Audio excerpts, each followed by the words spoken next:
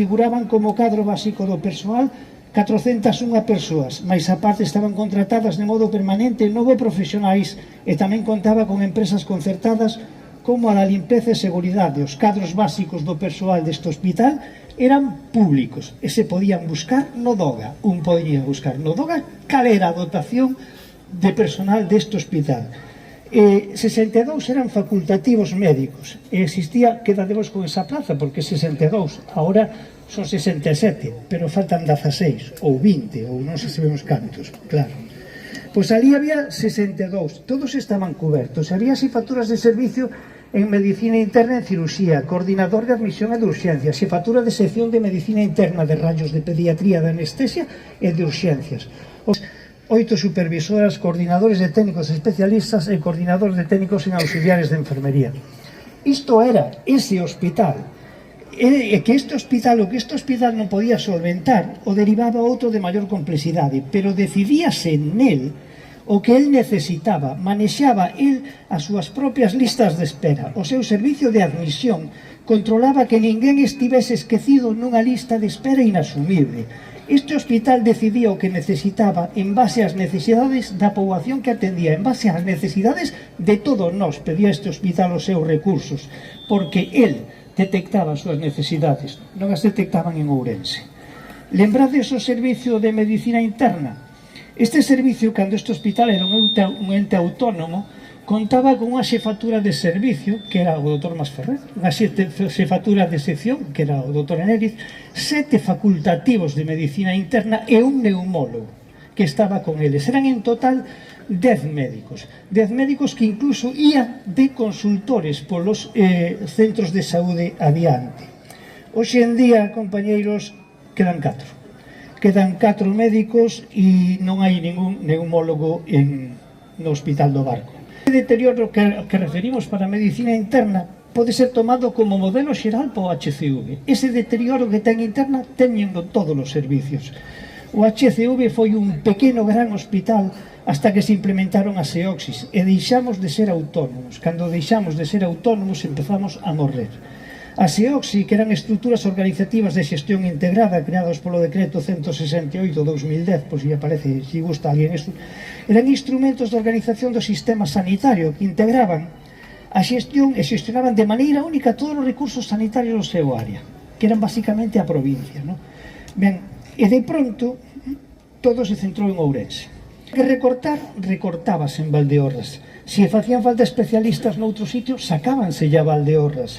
E Valdeorras empezou a perder servicios baseándose ou na optimización de recursos, que decían hai que optimizar recursos, ou na falta de especialistas que quixeran vir a Valdeorras. Decíannos desde Ourense que preferían perder a plaza a vir a Valdeorras. No ano 2017 o HPV pasaba por momentos de escaseza de personal facultativo e sempre se daban as mesmas explicacións. Non hai médicos. Non hai médicos que queiran vir aos comarcais, non son atractivos. E xa non se nos daban xa os datos da plantilla orzamentaria deste centro. Eso que antes se podía encontrar no DOGA, xa non se podía encontrar. Non sabíamos de que era eso. Esta relación de postos de traballo que se nos entregou unha tabla de Excel, nosotros encontramos que todo eso de que non había médicos ou que non querían vir era relativamente unha mentira, porque había 20 especialistas que figuraban como que eran deste centro e que lles pagaría este centro porque eran deste centro, estaban prestados en outros hospitais.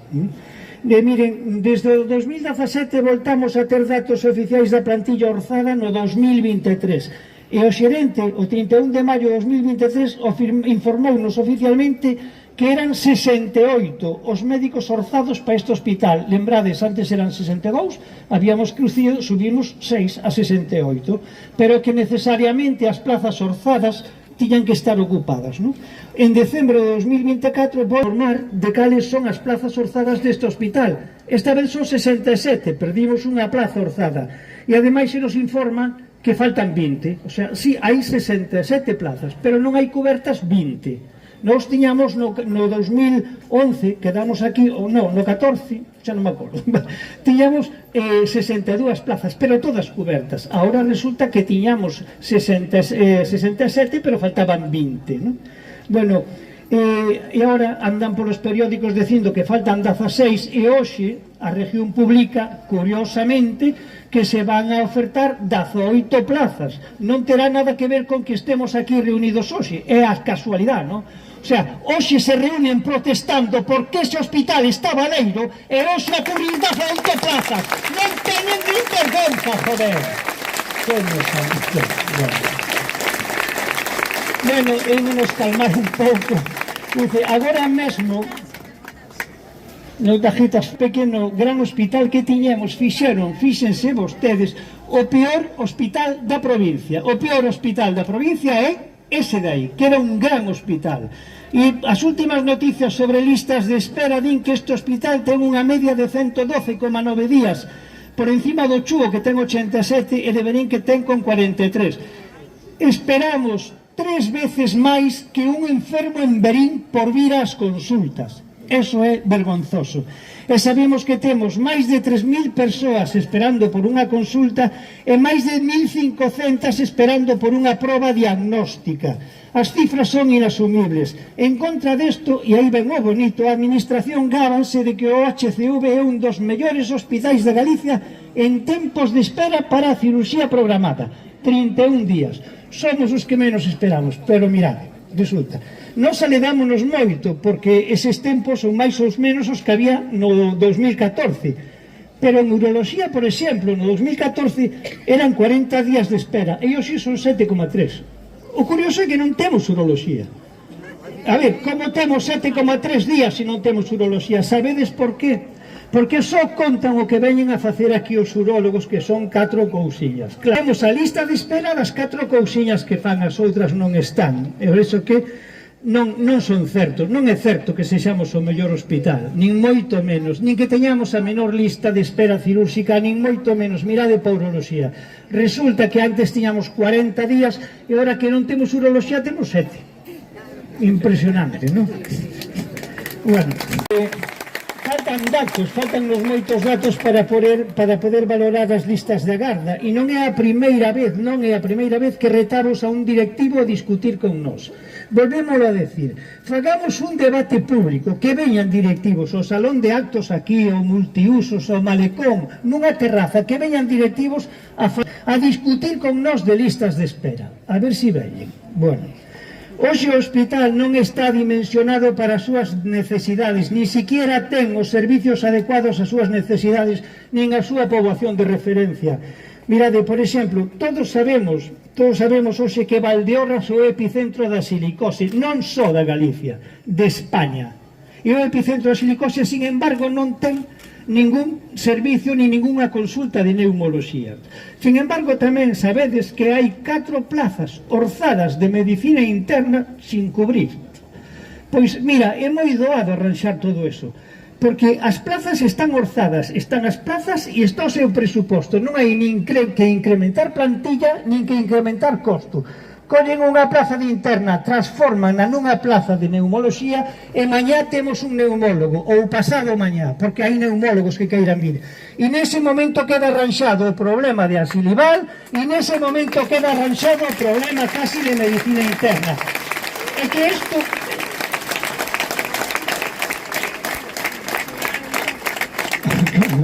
Figa non fará caso, pero que saiba que sabemos que se pode facer, que reconvirta unha plaza de medicina interna e unha plaza de neumoloxía que non lle vai a costar un peso máis, que non ten que incrementar as plazas deste hospital e que os chavales, a xente das canteiras vai ter atención de neumoloxía e que ademais, medicina interna sacará traballo de encima porque os neumolóxicos os verá un neumólogo e podrá repartir guardias. Eso non ten coste, nin ten nada. Ten que ser unha decisión política, unha decisión, porque non é ni siquiera decisión de xestión, é que non costa nada, é unha decisión política.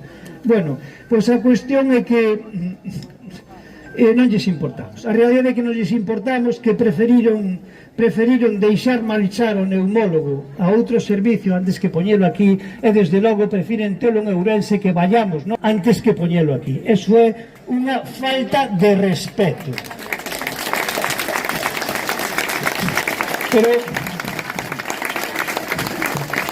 A falta de respeto cara á población vese tamén coas preguntas. Por exemplo, vamos referir preguntas da FIGA con rexistro de entrada. Unha foi cales son as patoloxías prevalentes que hai no Distrito Sanitario de Valdeorras. É dicir, que é do que máis enfermamos todos? Cales son os nosos problemas? Sabedes cal foi a resposta a esa pregunta? O silencio. Seguimos con isto. Tamén pregunta a dotación orzada do persoal e a cobertura efectiva. A resposta foi o silencio. Tamén preguntamos polas características técnicas do TAC, porque nos decían que o mellor o TAC non era axeitado para atender a enfermos con silicosis. Pois a resposta, porque nós creemos que sí, a resposta é o silencio. E así estamos. E cando non é o silencio, fixadevos. Cando se pregunta con rexistro de entrada, atentos, pola desaparición das citas dos buzóns, deixando aos pacientes sin atención prevista e sin continuidade asistencial, algo gravísimo. A resposta é que debe ser un erro informático. De pronto desaparece a túa cita, non sabes nada, pasan os meses, non te chaman, pero foi un erro informático. É un erro informático. Os informáticos son moi malos, os daqui tamén.